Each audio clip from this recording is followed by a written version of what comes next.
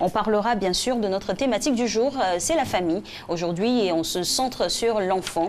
En point de mire donc la journée mondiale de l'enfant en ratifiant la convention numéro 182 de l'Organisation internationale du travail. Des pays signataires se sont engagés à agir immédiatement pour interdire et éliminer les pires formes de travail des enfants.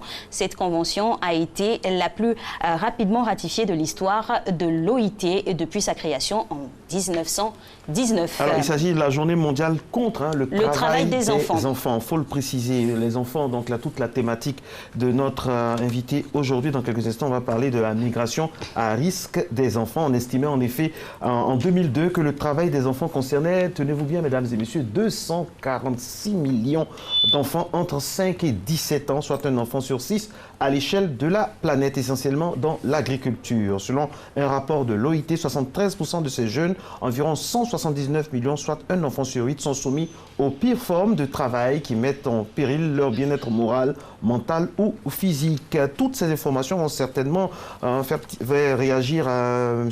Latmel Alain Didier, qui est notre invité aujourd'hui. Il est directeur de la protection de l'enfant. Avec lui, nous allons parler, donc, pour rester un peu dans la spirale de tout ce qui concerne l'enfant, de la migration à risque des enfants. Quelle solution? Monsieur Latmel, bonjour. C'est quoi la migration à risque des enfants? La migration à risque, c'est le fait pour des enfants d'être en mouvement, en mobilité, pour se retrouver dans d'autres pays, dans d'autres contrées, autres que leur situation d'origine, leur établissement d'origine. Et malheureusement, les moyens que ces enfants utilisent pour se déplacer et atteindre ces autres lieux les mettent vraiment dans des situations les plus dangereuses et les exposent véritablement à beaucoup de formes d'exploitation et de violence. J'ai envie tout de suite de vous demander, parce que quand on parle d'enfants, c'est sûr qu'il n'y a pas de responsabilité en tant que telle de sa propre personne. On est soumis à la responsabilité des adultes, donc des parents. Comment se fait-il que ces enfants-là échappent donc au couvert des parents pour se retrouver dans des situations si difficiles? C'est ce que nous appelons des projets d'enfants. En réalité, ces projets n'existent pas pour les enfants sur le fait que vous dites ils n'ont pas de responsabilité en tant que tel. Un enfant, c'est un être en développement, il est en train de se construire. Alors, c'est difficile pour lui-même de prendre de bonnes décisions sur lui. Et malheureusement, certains enfants arrivent à prendre des décisions et une décision qui ressemble à vouloir voyager seul, à rechercher des conditions meilleures pour lui-même. Et malheureusement, en le faisant, il n'apprécie pas les choses dans toute son ampleur et il s'expose véritablement à beaucoup de difficultés, malheureusement. Et il échappe à l'autorité des parents à certains moments. Et il y a beaucoup de parents qui, malheureusement, ne savent pas que ces enfants s'engagent dans des risques comme ceux. Monsieur Latmel, quel est le corpus basique de cette situation dans notre pays, en Côte d'Ivoire? Quels sont les chiffres? Quelle est la situation de notre pays? Vous êtes au ministère à la direction de la protection de l'enfant, au ministère de la femme, de la famille et de l'enfant. Quels sont les chiffres clés de ce fléau-là dans notre pays? Effectivement, nous avons exploité 4 différents supports. Le premier support, c'est celui que nous avons mis en place par le biais d'un projet que nous avons appelé Rabat Process, qui a connecté 3 pays, la Côte d'Ivoire, le Mali et le Burkina Faso. Et ce projet nous a été facilement aidé pour être implémenté par les soins de Save Children. Avec Rabat Process, depuis 5 ans environ, nous sommes en train de tracer les mouvements des enfants et nous nous sommes rendus compte que environ 5800 enfants sont en mouvement entre la Côte d'Ivoire, le Mali et le Burkina Faso sans accompagnement, ceux-là que nous appelons les mineurs non accompagnés. Nous avons aussi exploité un autre volet qui est celui de l'OIM, l'Organisation internationale pour les migrations, qui nous fait la démonstration qu'il y a au moins 2000 enfants qui sont en mouvement entre la Côte d'Ivoire et d'autres pays. Les chiffres sont gros. Nous avons exploité un autre projet, c'est celui d'un de nos partenaires qu'on appelle le réseau Afrique de l'Ouest. Et ce réseau Afrique de l'Ouest nous a bien indiqué que plus de 5000 enfants sont véritablement en mobilité dans la zone de l'Afrique de l'Ouest et ils vont vers tous les pays de l'Afrique de l'Ouest, Guinée, Mauritanie et tout. Et à la fin, nous avons vu donc ce projet de l'État de Côte d'Ivoire qui consiste à faire revenir des migrants partis eux-mêmes de façon volontaire vers les pays dangereux comme la Libye visant à atteindre l'Europe. Et ce projet qui vise à faire revenir ces migrants-là par le biais du ministère de l'intégration africaine en association avec l'OIM et le ministère de la Femme a montré que pour l'année 2018 seulement, il y a exactement 100 enfants qui sont revenus non accompagnés d'une situation d'exil dangereuse. Monsieur le directeur, j'ai envie de vous demander, tout ce lot d'enfants qui migrent de là à un autre point, c'est pour quel but et à quelle fin? Ces enfants nous disent qu'ils veulent changer leur vie. Ces enfants nous montrent qu'ils ont un rêve, celui de devenir par exemple footballeur. Ces enfants ont quel âge? Soit dit en passant. La moyenne d'âge? La moyenne d'âge, l'âge varie entre 5 ans et 18 ans. Donc il y a des enfants et il y a des adolescents. Il y a des adolescents. Donc c'est biaisé déjà. Il ne s'agit pas totalement d'enfants. C'est très important pour la suite. Pour nous, de petite enfance. Quand on dit enfant, on cadre entre 0 et 18 ans. Tous ceux qui sont dans cette tranche d'âge sont en situation de vulnérabilité du fait de leur âge. Et leur irresponsabilité est avérée au point qu'ils ne sont pas censés prendre de décision. Juridiquement, 18 ans, on n'est plus enfant. Après 18 ans, on n'est plus enfant. 18 ans révolus. 18 ans révolus, c'est ce que j'appelle à 18 ans. Tout à fait. Donc comment on fait? Ça change là, juridiquement. Je vous explique. Entre 0,1 et 18 ans, on est enfant. À partir de 18 ans et plus, un jour oui. on a la responsabilité. Oui. En Côte d'Ivoire, on a une majorité civile, on a une majorité électorale et tous ces éléments. Donc on pense que la personne est suffisamment constituée pour prendre une décision. Vous voyez? Mais avant cela, il faut que cette personne soit accompagnée. Malheureusement, nous avons des mineurs non accompagnés qui prennent des décisions de vouloir changer eux-mêmes leur vie. En se mettant... Du fait de quoi? Ils incriminent leur situation. Des enfants qui disent que moi je rêve de devenir footballeur et les meilleurs espaces pour devenir footballeur, c'est de me retrouver en Europe. Pas que ça, il y a la guerre aussi, il y a des situations sociopolitiques que connaissent nos pays qui obligent pratiquement les enfants parfois à... Exactement, je suis dans un contexte purement ivoirien. On peut citer des contextes de d'autres pays, mais véritablement pour ce qui concerne la Côte d'Ivoire... Il y a eu des conflits ici aussi. Et la guerre est loin derrière nous. Oui, non, on ne parle pas de sa présence ou pas, mais ça a existé. Donc forcément, ça a eu des conséquences sur les enfants. Exactement. Il y a forcément un impact de la crise, sinon des différentes crises que nous avons connues, sur la vie des populations, des familles et des enfants véritablement. Et donc, comme nous disons, un enfant, il a vraiment besoin d'être encadré. C'est tout ce programme qu'on met autour d'un enfant, vous voyez que les différents États, principalement l'État de Côte d'Ivoire, a mis en place différents programmes pour encadrer les enfants jusqu'à la majorité. Quel programme? Il y a différents programmes. Déjà, au niveau du ministère de la Femme, de la Famille et de l'Enfant, nous avons différents programmes pour encadrer les formes de vulnérabilité des enfants dans un programme qu'on appelle Programme de protection des enfants et adolescents vulnérables. Ça veut dire que tous les enfants en situation difficile sont captés déjà par le ministère en vue de leur permettre de se réinsérer au niveau social, au niveau scolaire et tout. Au niveau du ministère de la Jeunesse, il y a des programmes, le programme du service civique. Au niveau du ministère du Commerce, il y a des programmes qui consistent à intégrer les enfants, les jeunes dans une situation socio-professionnelle. Et il y a différents programmes qui encadrent la vie d'un enfant pour qu'à la majorité des 18 ans, il soit apte à prendre des décisions pour lui-même. Malheureusement, on constate que les enfants prennent vite des décisions, ils sont devenus des adultes avant l'âge. Alors, monsieur Latte, avec ce que vous dites là, vous avez touché du doigt la responsabilité même des enfants. Qu'en est-il des trafics? Parce qu'il peut advenir que ces enfants-là ne font pas librement le choix de partir.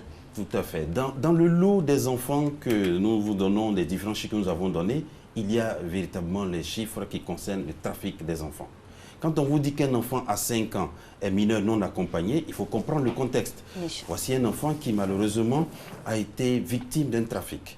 On va convaincre ses parents que cet enfant, si on le fait changer de pays et qu'on le fait migrer vers un autre pays, sa vie va changer et puis voilà, il vous reviendra en appui, en aide dans quelques années. Et cet enfant se retrouve dans une situation de vulnérabilité dans un autre pays et malheureusement le projet s'arrête là pour lui et il faut penser à le sauver. Monsieur Rat, il y a un souci aussi, parce que là on parle de migration, vous avez parlé de l'Afrique de l'Ouest, de plusieurs pays, tout ça. Mais il y a la migration interne, si on peut la qualifier ainsi. L'enfant qui quitte Aboissau pour aller se retrouver à Korogo, ou bien qui vient à Abidjan, d'où le phénomène des enfants de la rue, ou des enfants en conflit avec la loi, ce qui est devenu un sujet tabou, on ne peut pas en parler, pourtant ça mine nos sociétés. Quand on voit tout ça, qu'est-ce qu'on peut dire là-dessus? Mais la migration interne existe. Et quels sont ces chiffres? Les chiffres que vous avez par rapport en ce moment, en Côte d'Ivoire, pour l'année 2018 seulement, il y a environ 2892 enfants qui sont en situation de mobilité interne. C'est des enfants qui se déplacent d'une localité à une autre localité. On les croise sur des chemins, dormant dans des espaces non appropriés. Et à ceux-là, quand on pose l'action de savoir tu viens d'où, ils vous donnent une provenance. Et quelle est la localisation, l'origine qui vient le plus souvent, de façon récurrente? C'est disparate. C'est disparate. Il y a beaucoup d'éléments qu'on met là-dedans. C'est des témoignages de chaque enfant. Une vie d'enfant est différente d'une autre vie. Et ce qui les fait bouger est vraiment des contextes qui changent et qui sont spécifiques à chacun des enfants. Mais malheureusement, comme nous disons, un enfant, il a besoin d'être ancré. Nous avons une politique nationale de l'école obligatoire qui veut que l'enfant aille à l'école jusqu'à au moins 16 ans. Il ne lui reste que 2 années pour prendre une décision sur sa vie. Et pour les 2 années qui restent, des programmes sont prévus pour que, même s'il est en échec scolaire ou il est arrivé à une fin de scolarité, il puisse être accompagné dans un apprentissage, etc. C'est beaucoup de choses comme ça que les enfants doivent comprendre. C'est pour ça que nous, ministère de la Femme, Famille et Enfants, nous engageons ce programme pour que cette année, véritablement, on puisse adresser la question. Pour revenir à la compréhension des enfants, hein, comme on le dit, ils ne resteront que des enfants. Ce n'est pas à eux de prendre les décisions. Par rapport à la protection, vous avez parlé tout à l'heure de l'école obligatoire jusqu'à 16 ans. Pour cela, est-ce qu'en amont, il ne faudrait pas avoir un listing précis de tous les enfants qui sont sur le territoire pour suivre leur évolution? Généralement, on a un programme en Côte d'Ivoire qui permet de capter les naissances, l'enregistrement des naissances. Et c'est sur cette base que l'État arrive à faire des planifications pour permettre à installer des infrastructures, les écoles, les hôpitaux et tout. C'est un programme de protection. La protection, elle est vraiment transversale, elle couvre tous les domaines de développement. Et donc, quand l'État initie des programmes, c'est pour arriver à insérer chaque enfant dans un quelconque programme. En Côte d'Ivoire, nous avons un annuaire statistique qui fait même des prévisions des naissances. Et ces prévisions des naissances nous amènent à aider ces enfants-là, dès leur naissance, à pouvoir insérer un domaine de protection des plus spécifiques. Monsieur Latte, aider les enfants, ça veut dire quoi? Quand on sait que dans nos écoles, il y a des enfants qui sont à même le sol, il y a des enfants qui sont à 120, pour ne pas exagérer, dans les classes. Il y a des enfants qui sont utilisés, instrumentalisés par des hommes de divers acabits, pour des basses besognes. Il y a des enfants braqueurs, il y a des enfants ceci, il y a des enfants cela, il y a des enfants qui sont abandonnés. Qu'est-ce qui est fait? Quelle est la réelle politique de l'enfant en Côte d'Ivoire et quels sont les résultats concrets qu'elle a donnés? Parce que quand on vous entend parler et qu'on entend les enfants du phénomène des enfants de la rue, des microbes, tout ça, on se dit, mais il y a un souci de communication pour savoir ce que vous faites réellement. Bon. Comme je suis en train d'essayer de vous faire comprendre, l'enfant, c'est d'abord un enfant. J'essaie de vous faire comprendre quelque chose. Un enfant, c'est un enfant. Oui. Et l'enfant, il a un seul besoin, d'être protégé, principalement. La protection, c'est volet santé, éducation, et tous ces volets sont en cadre de protection. L'école est un domaine d'éducation dans lequel l'enfant doit s'intégrer dès les premiers niveaux de son. C'est là-bas où il passe la majeure partie, il est censé passer la majeure partie de son temps. Et se construire. Il se construit dans cet espace-là. Et l'État du Côte d'Ivoire fait beaucoup d'efforts en matière d'éducation. Chaque année, des écoles sont construites. Si vous avez connaissance, dans l'histoire de la Côte d'Ivoire, il est arrivé un moment où on faisait la double vacation. Des enfants qui allaient à l'école le matin, d'autres qui allaient à l'école l'après-midi. Aujourd'hui, ce système, il est dans notre histoire. Les classes sont construites. On parle d'écoles de proximité. Dans des villages, sont installées maintenant des écoles. Et je peux vous promettre que dans les chiffres que nous avons, le volet de l'éducation est celui-là qui a les meilleurs résultats.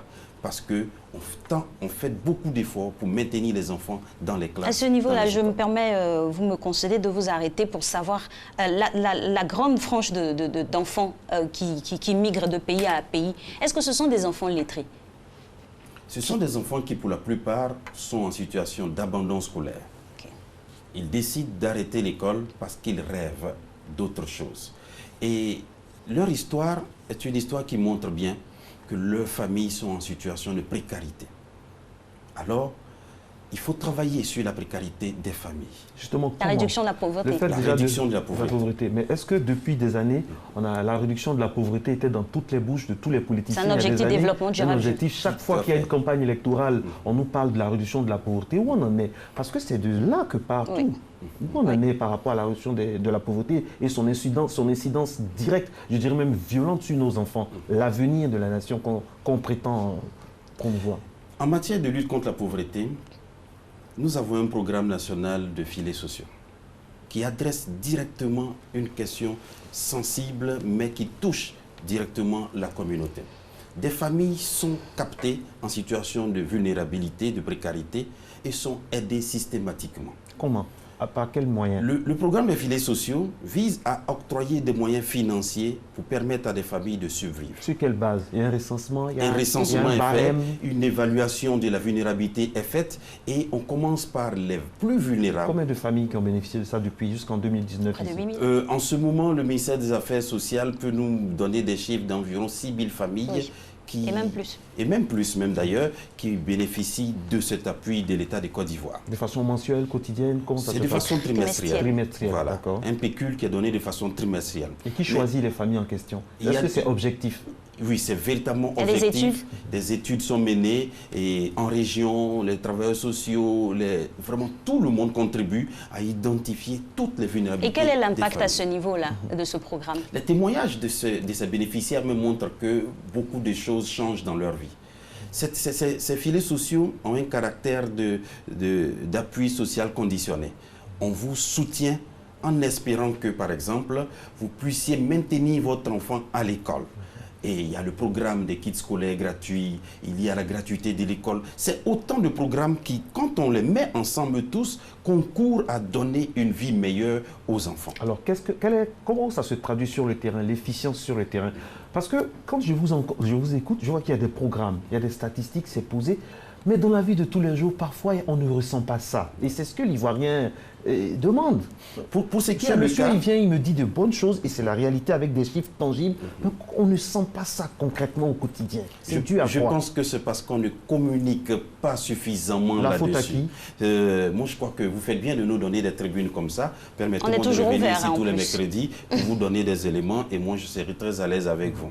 C'est dire qu'on ne communique pas trop, mais il y a de gros progrès qui sont faits. Depuis 2011, véritablement, il y a pas mal de programmes pour les familles, pour les enfants, pour les communautés qui sont initiés et qui donnent des chiffres. Pourquoi initier des programmes de retour des migrants? C'est parce que la Côte d'Ivoire pense à ses citoyens qui sont en situation de vulnérabilité dans d'autres pays. Il y a, ça c'est les chiffres d'enfants seulement que je vous donne, il y a des chiffres de toutes ces personnes adultes. Revenus de migration, réinsérés dans la communauté. Ces enfants, je vous disais par exemple qu'il y a 100 qu'on a ramenés de Libye, de Maroc, etc. Mais sur les 100 qu'on a ramenés, il y a 46 qu'on a immédiatement réinsérés dans le programme scolaire. Moi, je veux voir toutes ces images au journal télévisé chaque jour que de voir d'autres choses. Oui, qu'il y ait de la communication, voilà, de proximité là-dessus. Non, mais sera soumis si le besoin y a. Ça, on a besoin de voir ça parce que ça fait plaisir, c'est bon pour le moral. Et ça corrobore justement tous ces programmes-là. Oui. On voit l'impact exactement. Au-delà de ces 46... C'est plus intéressant d'avoir ces informations sur nos enfants, notre avenir, que de voir d'autres choses qui nous envoient la psychose. Nous ne demandons que ça, avoir des espaces pour échanger sur la question des enfants. En tout cas, ici vous avez frappé à la bonne porte parce que Matin Bonheur, c'est l'émission où on réfléchit beaucoup pour le bien des uns et des autres. Et on parle des choses concrètes. Alors, qu'est-ce qu'on fait, Alix, pour les années à venir, 2020? Est-ce qu'il y a des compartiments d'année en année, il y a des projets? Avec tout ce que vous avez dit là, c'est quoi le projet? On fait quoi après? Et après? On reste dans le domaine de la migration. Alors, je vous indique que pour cette année, véritablement, nous profitons du contexte de la journée de l'enfant africain pour présenter ce programme sur la migration parce que nous avons fait un simple constat que la mobilité des enfants pose véritablement problème et malheureusement, cette mobilité ne se fait pas dans les meilleures conditions. Il y a beaucoup de risques là-dedans et les enfants meurent et ce n'est pas normal. Alors nous avons ouvert un programme au niveau du ministère de la Femme, de la Famille et de l'Enfant. Madame la ministre nous en a donné l'instruction et nous avons pour cette année une série de campagnes de sensibilisation sur la question de la migration. Ainsi, des travailleurs sociaux sont formés pour qu'ils aient le langage qu'il faut pour aller vers les populations et leur adresser le message pour lutter contre cette migration à risque. Il y a beaucoup de moyens pour migrer et cela peut être exploité. Au-delà de ça, toutes les personnes qui qui reviennent de migration sont systématiquement pris en charge, encadrés d'un programme de prise en charge pour leur permettre de développer leur vie sans forcément avoir l'envie de retourner dans des situations de migration. Parce qu'on peut revenir trouver la même précarité ici et ça peut nous donner encore l'envie de retourner là d'où on vient. Et donc pendant une année, nous allons évaluer ce programme avec beaucoup de partenaires, dont le ministère de l'Intégration africaine, l'OIM, le ministère de la Sécurité, le réseau Afrique de l'Ouest. Tous ces partenaires sont mis ensemble pour accompagner ce programme qui va durer une année. Nous avons encore d'autres formations qui sont prévues pour aider encore plus les acteurs de la protection à réagir systématiquement lorsqu'ils sont en face d'une situation d'enfant en mobilité et en vulnérabilité. Monsieur le programme, c'est un programme, Monsieur Diator, pardon, c'est un programme bien structuré hein, avec plusieurs partenaires, d'autres personnes aussi pourraient intervenir, notamment des ambassadeurs, vu que les enfants, ils évoluent par, on va dire, ils recopient donc des modèles emblématiques qui pourraient les inspirer à rester là. J'aimerais aussi pousser la réflexion, puisqu'on parle de pure forme de travail de l'enfant, sur ce qui est plus proche de nous, la cacao-culture, et quel est le point par exemple? La Côte d'Ivoire, depuis 2011... On est clean? Ah oui. Oui, on ne dit pas qu'on est clean, parce qu'il y a toujours des poches de résistance sur lesquelles on doit travailler. Quand je parle de poches de résistance, c'est parce que, bien entendu, des choses ont été faites. Mais il y a quelques récalcitrants de personnes qui comprennent difficilement. Et qu'est-ce qui est fait pour arriver au bout du phénomène? Beaucoup de choses sont diminuer faites. cette récalcitrance. Je vous explique par exemple qu'on a deux systèmes qui sont mis en place. Un comité interministériel de lutte contre la traite et le travail des enfants. Ce comité interministériel fonctionne. Au-delà, nous avons un autre comité qui est géré et qui fonctionne au jour le jour, qu'on appelle le comité national de surveillance. Il a pour objectif de surveiller toutes les actions menées en matière de lutte contre la traite et le travail des enfants, qui englobe toutes les organisations non gouvernementales, les organisations de la société civile, les acteurs gouvernementaux. Mais après cela, nous avons mis en place un système pour collecter des informations qu'on appelle le SOSTECI. Ce SOSTECI-là, lui, il est implémenté dans chacun des départements en Côte d'Ivoire et il remonte les informations. Justement. Malheureusement, les résistances que nous avons, c'est toujours sur la question que nous voulons vous adresser aujourd'hui, qui est la question de la migration. La mobilité des enfants qui quittent certains États frontaliers à la Côte d'Ivoire, qui viennent parce que l'histoire a montré qu'en Côte d'Ivoire, il y a eu une migration qui a aidé à installer la cacao-culture. Alors, c'est cette histoire-là qui continue d'orienter voilà, les enfants dans leur migration. Et quand ils viennent, il y a quelques personnes véreuses qui malheureusement ont encore besoin de main-d'œuvre et qui exploitent ces enfants, mais dans des conditions qui sont difficilement détectables. Imaginez-vous.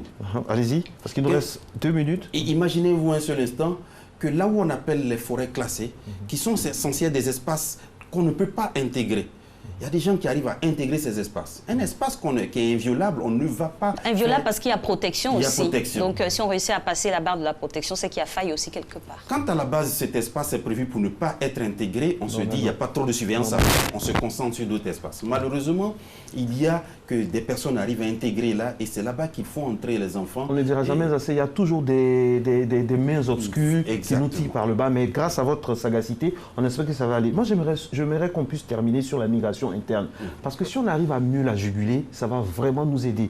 Quid des 2892 enfants qui migrent sur le carré ivoire? Qu'est-ce qui est prévu de façon immédiate pour eux? Parce qu'il y a les enfants de la rue, il y a les enfants en conflit avec la loi. Parce qu'il faut dire aussi que ces enfants en conflit avec la loi sont le fruit de migration qui viennent d'autres endroits. Qu'est-ce qu'on fait de façon immédiate pour soulager tant soit peu les familles, les parents, les populations surtout? Et responsabiliser les parents aussi. Le défi pour nous était au préalable d'avoir des chiffres et de savoir que le phénomène existe. C'est pour ça qu'on peut en parler. Dès l'instant que nous avons nos chiffres, ce que nous faisons maintenant, nous avons plusieurs postes transfrontaliers sur lesquels les agents sont formés. Nous prenons par exemple le poste de Noé, le poste d'entrée, et les agents sont formés, police, douane, eaux et forêt et tout le monde, pour qu'on fasse la détection. Avec tous les moyens conséquents, tout ça. Il faut déjà arriver à détecter. Quand ils sont détectés, le référencement est facile. Absolument. On arrive à nous ramener des enfants que nous mettons dans un cadre de protection. Ainsi, plusieurs coopérations sont établies entre différents États. La Côte d'Ivoire a établi des coopérations multilatérales, bilatérales avec le Mali, le Burkina, le Ghana. Et c'est ces coopérations que nous déclenchons. Lorsque nous les déclenchons, nous comprenons le système qui fait qu'un enfant peut quitter son pays et venir. Malheureusement, dans tous les chiffres que nous présentons, la valeur de la traite est la plus élevée.